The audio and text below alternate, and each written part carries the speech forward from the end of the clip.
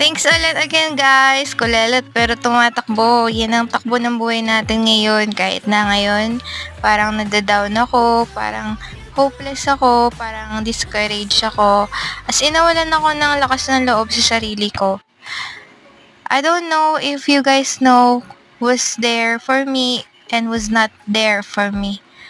Kilala niyo sila, and I don't want to put names to drop their famous identities.